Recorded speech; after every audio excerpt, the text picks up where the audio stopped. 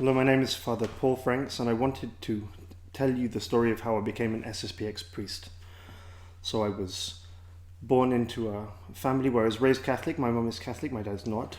But I had a Catholic upbringing, baptized as a baby, went through a parochial diocesan Catholic school, and received my first communion and everything, and went to Mass as a child. But around the beginning of my adolescent years, things began to get a bit bumpy as far as the practice of the faith. Certainly I've naturally an inquiring mind. I had a lot of questions, and the religion course that we had in our school was really not sufficient to answer them. It was something very, very minimal, and no real formal catechism as such, just general niceness. And I ended up drifting from the practice of religion and from my faith in God. So in my middle adolescent years, I didn't believe that there was a God. I didn't believe that I had any obligations to practice any sort of religion. This was very much supported by the sorts of music I was listening to, the sort of things I was reading. I read vociferously and without discernment. So, Sartre, Camus, Kafka, modernist authors, and the music I was listening to was reinforcing the same sorts of things. The universe has no basic meaning. If you want any meaning in life, you create it yourself. Existentialism. And there's a huge inequality, and the main issue is in civil injustice and social injustice and capitalism. I was reading anarchist authors, I was reading revolutionary authors. So that was my main perspective, and I was angry and sad. That was my adolescence, really. And I didn't believe in God, and I didn't go to Mass. And when I went to study my what we call sixth form, which is your upper years of high school, essentially, we specialized quite soon, and I wanted to choose 4 subjects: English, theatre studies, music, and philosophy, because I always liked philosophy. As I said, I read these different kind of modern philosophers, and it was something I was interested in. And I couldn't find that combination of 4 subjects together. But what I could find was the 3 subjects I wanted, plus, instead of philosophy, theology. But they told me, well, it does have a component of philosophy of religion. And I said, okay, well, it's good enough. I'll take what I can. And really, through studying that course, we studied our 1 unit on the existence of God, the arguments for the existence of God. And it was the first time I'd really encountered any intelligent attempt to defend the existence of God, to defend Christianity. So I studied those arguments, that there must be a first cause for all things that exist, that there must be a first mover, that there must be an orderer who has accounted for the order that we see in the world, a mind that put the order into the world. And for me that was enlightening, not in the sense that it suddenly changed my mind. It didn't change my mind, in fact, definitively. It's not like I thought there was no God and then suddenly the arguments convinced me and I thought that there was a God. And the reason that didn't happen was because the underlying philosophical structure of my mind was so vague that I couldn't really see the force of the arguments, what you would call the metaphysics that support all of those sorts of arguments were not sufficiently clear to me. Everything was a jumble. But what it did give me was, okay, there are intelligent people who think that there's a God. So maybe it's not just a case of intelligent atheists and stupid Christians. Maybe there's more to it than that. And for me, then the question became open again. Maybe there's a God. And at about the same time, I had some friends in college who were Protestants. And they were inviting me to pray. encouraging me to pray and read my Bible. And so I was friendly with them and began to develop the beginnings of a life of prayer. And really through those two things, the study of essentially philosophy and beginning to get a life of prayer, I began to move back in the direction of some religious practice. I didn't know any young Catholics my age, and I certainly wasn't attracted to what was going on in my local Catholic church in any way.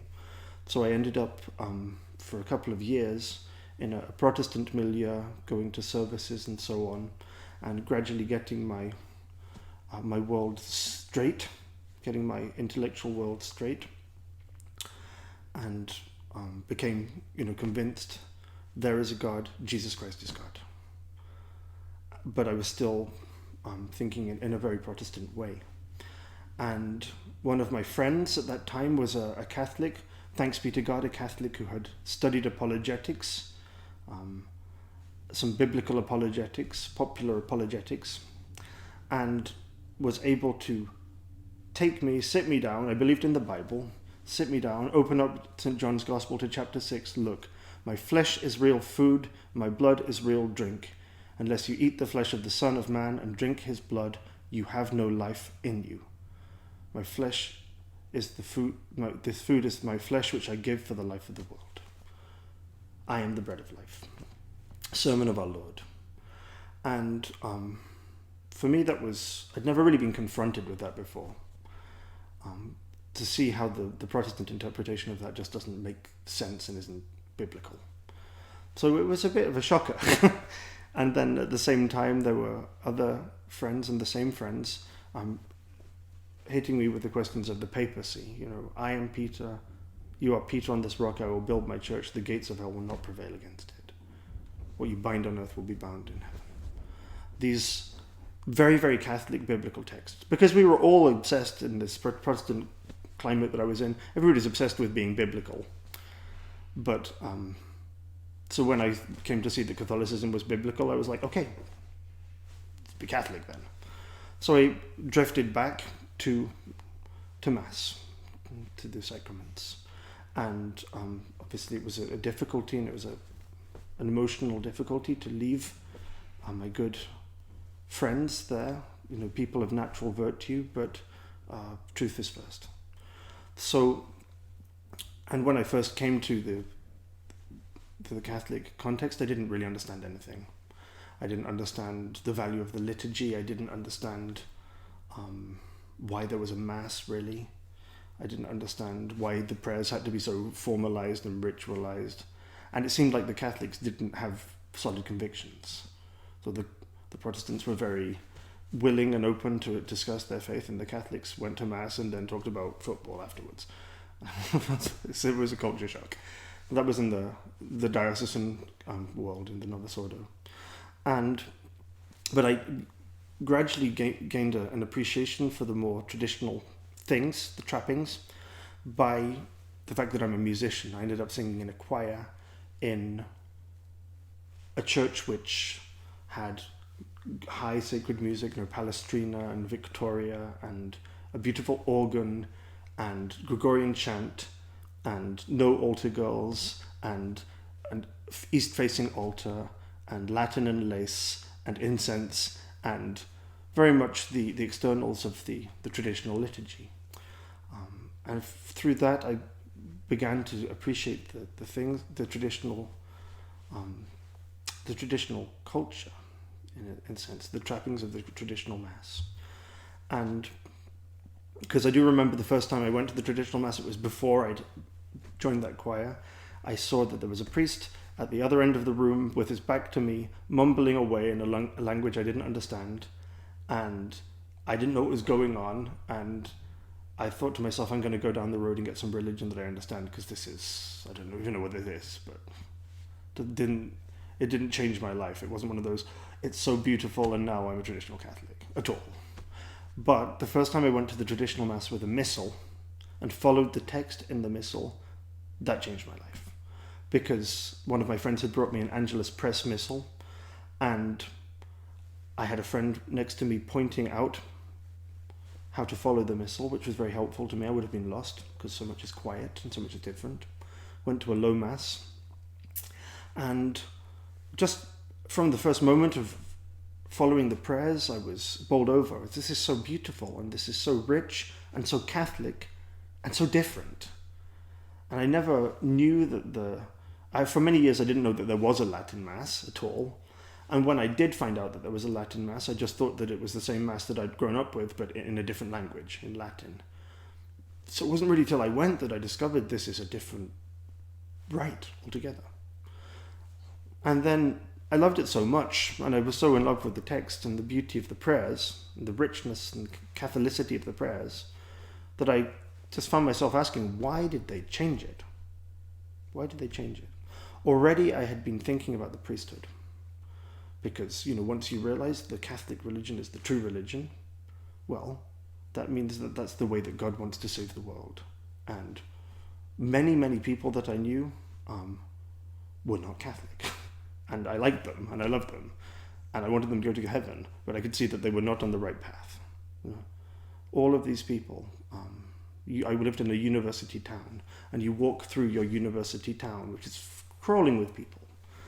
And and naturally good people in some ways, in many ways. Certainly with good qualities, lovable qualities. And you just think, how many of these people, you see maybe thousands of people in one day, how many of these people are going to go to heaven? And so for me, it's like, okay, somebody has to do something about this. I'm young, I'm single, and I'm in a position to do something about it. Why not be a priest? So I was already considering the priesthood, and then when I became aware of the question of the masses, the two masses, it was like, which mass am I going to say as a priest? So I began to look very closely into the question, why did they change the rite? What were they thinking? Because it's so beautiful, why did they mess with it? And in the course of my reading, I read some Michael Davies. I read these articles online, some SSPX articles and different things. Well, I was reading probably everything, Sedevacantist, not knowing what I was reading. everything I could find. And it became very clear, there were two main themes in the change of the liturgy. They wanted to favour ecumenism, wanted to bridge the gap between Catholics and Protestants, and they wanted to update the faith, especially as far as the theology of the redemption. So, and for me, once I saw that clearly, I began to feel more and more alien in assisting at the new Mass, and more at home in assisting at the traditional Mass. Nevertheless, I was a daily Mass goer. I was receiving communion every day, and there was literally no option for a daily traditional Mass. So I had to choose between daily Mass, daily contact with the sacraments, and just going to Mass on Sunday. And it was a tear for me, a pull. There was a point when I was going to the new Mass every day with my Angelus Press Missal, with my fingers in the ears, figuratively going la la la la la la la la, following the text of the traditional Mass, and going up to communion. And at a certain point, that got too much for me. It was too much. It was. I'd been reading more and more, and I'd become aware of these, the four Eucharistic prayers that the new Mass has. How only one of them is anything related to the traditional Mass, which they say is the Roman canon, but it isn't. But it was close enough for me at the time that I thought, if they use Eucharistic prayer 1, I'm happy. If they use 2, 3, 4, I don't want to be there, honestly. And if they use particularly the one number 2 that Cardinal Ottaviani says, scandalous just by reason of its brevity. I don't know if you've ever seen it, but holy, holy, holy, and then 15 seconds later the consecration. And it's just like, whoa. And once I became used to the proportions of the traditional Mass, that was so wrong to me. I just couldn't fathom it. So there was one time I was in my daily Mass, and he used the second Eucharistic prayer, and I just walked out. I walked out into a side chapel, and I was really torn because I wanted to go to communion, but I didn't want to have anything to do with this new mass.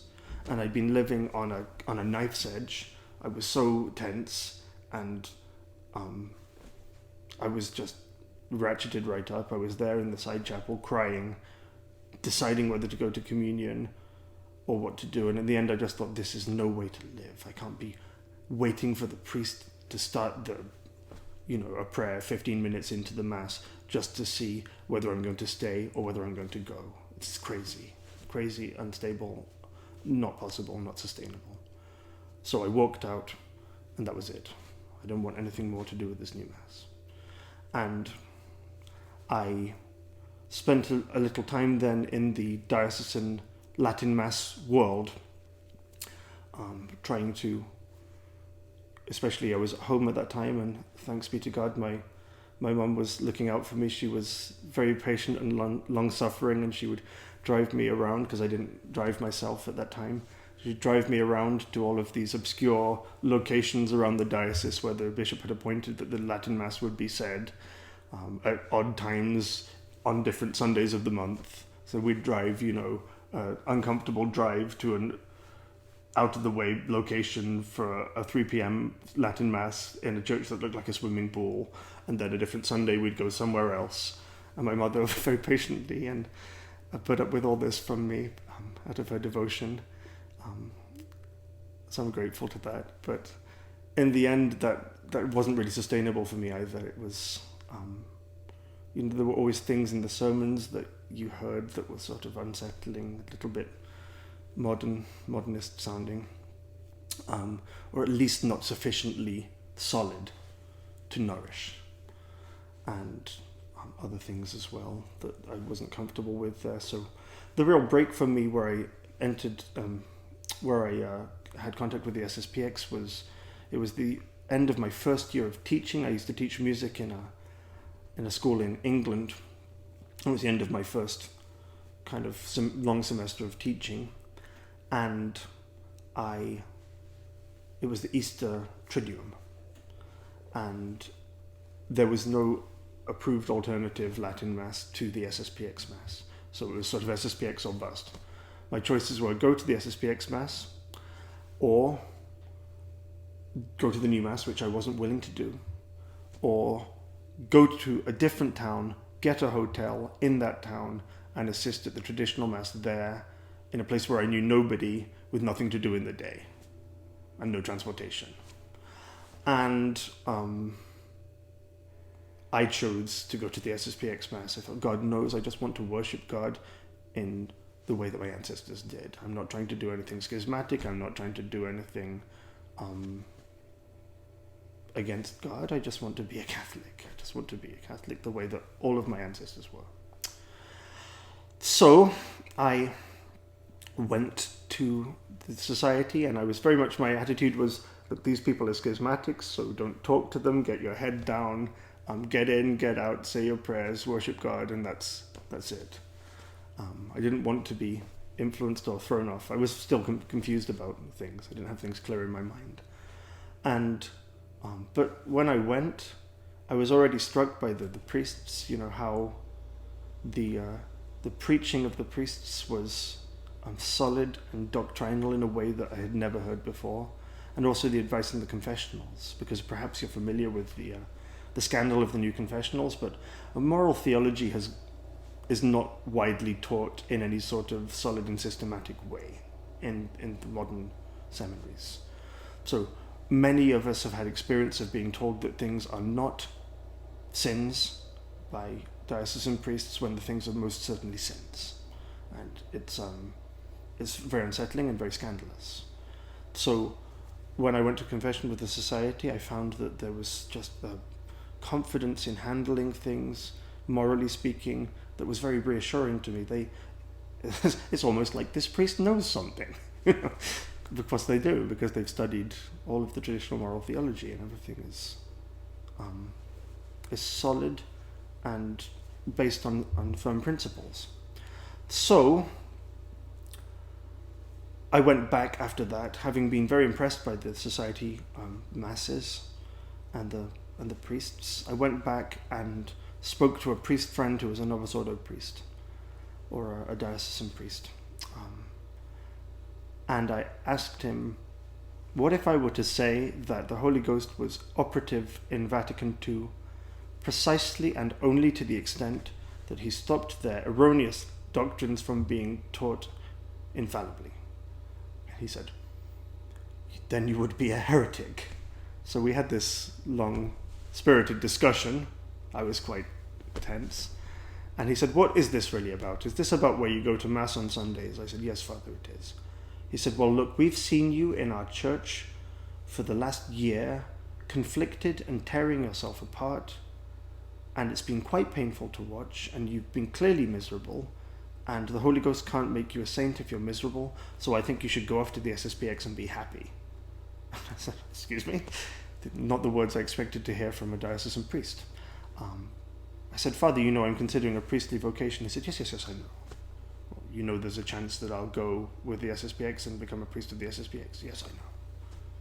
Don't you think that's dangerous? Well, of course it's dangerous. You're following 4 men who are excommunicated. How could it not be dangerous? But you still think I should do it? Look, go there, get your stability, settle your roots down, develop your spiritual life. If in 3, 4, 5 years you want to come back to us, you know where we are. But in the meantime, I suggest you go there for your confessions, for your communions, for everything. And that was, for me, it was a great help, because I didn't want to do anything wrong, and I didn't see the things clearly, all of the nuances on the limits of obedience and the canonical status of the society. It was really beyond me. So for me, that was just like, okay, I know what I'm doing. And when I got to the society masses, I was just so happy. I was so happy. It was like finding a different world. That, I didn't have to be in this state of constant tension, watching the priests, scrutinizing the priests. Is he going to poison me with heresy in his sermon? Is this liturgy orthodox? Is there liturgical abuse? It was just like, I can breathe and I can receive in the way that a Catholic layman is meant to be, meant to receive. Just not an armchair theologian, not critical of what the priest is doing, just being formed. And it was a blissful time for me after years of feeling out of place. So, and at that time I realized then there are actually religious orders that you can go to, and a priestly vocation that you can pursue without compromise. Because I'd been, for 5 years or something, lots of time, I'd been thinking about the priesthood, and I kept trying to push doors open. I visited the seminary that my diocese wanted to send me to, the diocesan seminary. I remember very clearly when I was there, sitting in the bar with one of the third-year seminarians, and they were playing ABBA in the bar, and we were drinking in the seminary bar, and we were having a big argument, because I said, the Immaculate Conception is the fact that Our Lady was delivered from original sin at the first moment of her conception, and he said, no, the Immaculate Conception is the fact that our Lord was born without a human father. I said, how is this possible in a third-year seminarian? I found out later that they had a Wicca practitioner coming in and explaining her religion at that seminary for the benefit of the seminarians. Also, I found out that they had a professor teaching a theory of apostolic succession, according to which time runs backwards from the end of time. Christ comes at the end of time, gives the apostolic succession to all the Christian bodies, and time runs backwards, which is an explanation of why the Methodists would have, or the Anglicans would have apostolic succession now. These sort of crazy things. So I tried. I visited Novice Order religious houses. I visited the seminary, and I was willing to pursue a vocation, but there was never anything that I saw that called for me for the sacrifice of my whole life. Not once. And some of the places I went, I would be better off as a good layman in the pews than I would going here and trying to suffer through 7 years of this. But when I got to the society, it was suddenly like finding a new world. I went to visit a religious community affiliated with the society, and it was wonderful, but not quite the right fit. And then I went to visit the seminary in Winona. And when I was there, it was just a glorious experience for me to see the classes, particularly all of these subjects, philosophy, theology, these subjects that really tantalized me, that I really wanted to know everything. I remember hearing things there was obviously a vast science there, and this treasure of the church of knowledge, the silence as well, and the habit, and the cassock, everything. I remember sitting in a class of Father Peaks. It was a cosmology class, and I just remember my takeaway was, I have no idea what you're talking about, but I really want to understand.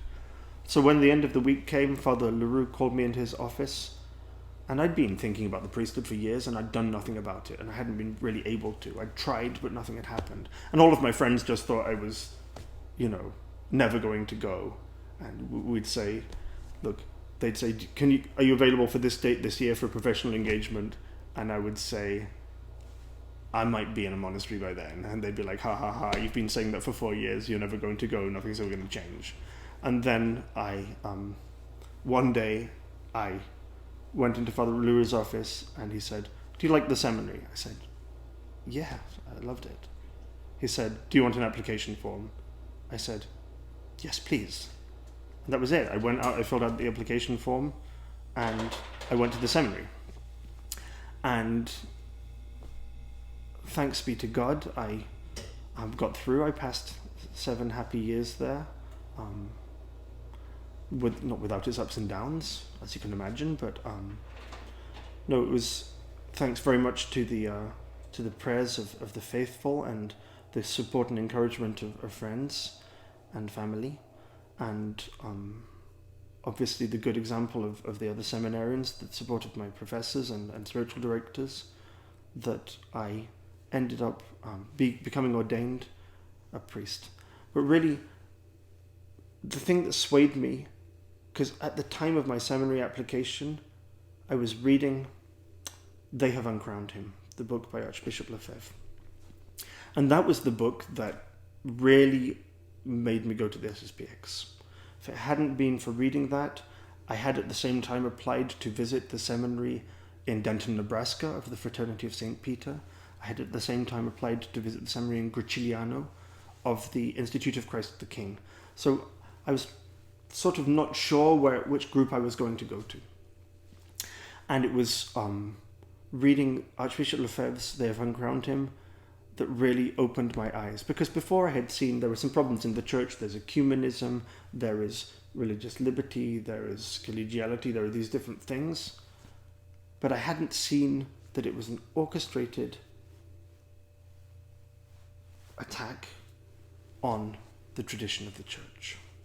An orchestrated and organized attack on every front.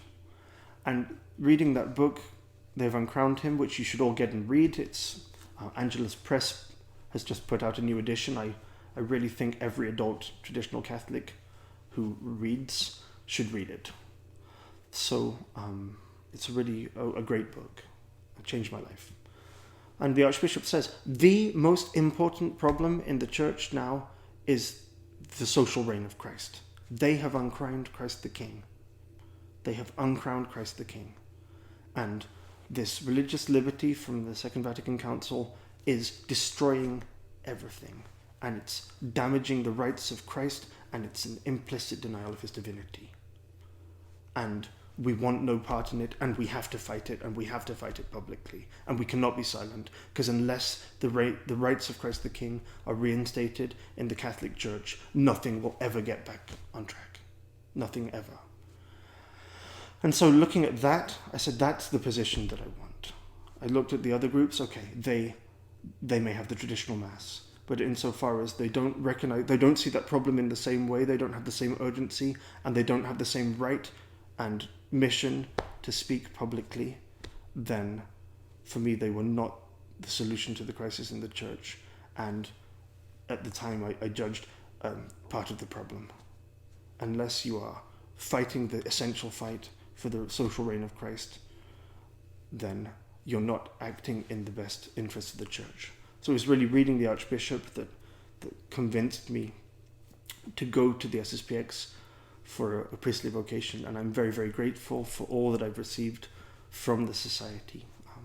can't talk about it all now, but the common life, the instruction, everything that I've received, everything that I have of value, more or less. I mean, my parents and my school, but everything that I have of value is owed to the Archbishop and owed to the SSPX, so I'm extremely grateful. Anyway, this is the graces of God in my life, because when I planned my life as a 12, 13, 14, 15-year-old, there was no way that I would ever see myself as a priest. No way that I would ever see myself as a practicing Catholic. And certainly no way I would see myself as a traditional Catholic priest fighting against all the liberalism and the revolution that at the time I was immersed in culturally.